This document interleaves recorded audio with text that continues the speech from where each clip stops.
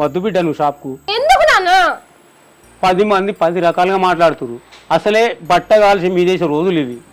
ఇన్ని సంబంధాలు వచ్చినా ఒక్కడు కూడా ఖాయమైతలేదు. వచ్చినట్టు అటే ఒకటే. నలుగురు 4 రకాలు అనుకుంటారు బిడ్డ. వద్దు బిడ్డ, అవసరం అనుకుంటే నీకేం కావాలో చెప్పు, నేను తీసుకొస్తా. నాన్న ఎవరో ఏదో అంటారని అన్నోళ్ళు కళ్ళ మనం బాధపడితే ఎట్లా చెప్పు? బాబు చెప్పినట్టు వినొచ్చు కదా బిడ్డ. ఇప్పటికే నీకు సంబంధాలు వస్తానే పోతానే అని చెప్పి నలుగురు 4 మాటలు అంటారు. నువ్వు వస్తాంటే పోతా అంటే ఎవరన్నా ఏదన్నా మాట అంటే నువ్వు బాధపడతావు, మాకు బాధ అనిపిస్తుంది. ఇవాళ రేపు రోజులు మంచిగా లేవు. సప్పుడేకి ఇంట్లోనే ఉండు బిడ్డ. ఉన్నవా లేవా అన్నట్టు బతకాలరా. అమ్మా నాన్న నీకు ఎన్నిసార్లు చెప్పినా వాళ్ళు ఏదో అంటారు వీళ్ళు ఏదో అంటారని ఎప్పుడు బాధపడకుండా బతుకుడేనా మన బతుకులు? వద్దు నాన్న, జనాలది ఏముంది, వాళ్ళు అనేటోళ్ళు అంటూనే ఉంటారు, బాధ పెట్టేటోళ్ళని బాధ పెడతానే ఉంటారు. ఏనాడు అర్థం చేసుకున్నారు జనాలు? మంచిగా బతుకుతే వానికేం తక్కువైంది అంటారు. కొంచెం ఏదన్నా చెడిపోయి అటో ఇటో లాస్ అయ్యి ప్రాబ్లంలో పడి ఉంటే వాడు చేసుకున్న పాపమే వాడిని జుట్టుకుంది అని మాట్లాడతారు. ఏదో ఒక రకంగా ఏదో ఒకటి అనాలనే చూస్తారు.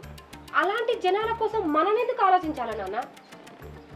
మీకు ఎన్నోసార్లు చెప్పిన నా పెళ్లి గురించి మీరు బాధపడకూడదు. మీకు తెలుసు కదా, మీకు కూడా చెప్పిన నా మనసులో మాట ఏందో. కట్నం తీసుకొని పెళ్లి చేసుకోవడం అసలు నాకు ఇష్టం లేదు. అట్లా ఎవరైతే నా కోసం కట్నం తీసుకోకుండా వచ్చి నన్ను పెళ్లి చేసుకుంటారో అప్పుడే పెళ్లి చేసుకుంటా.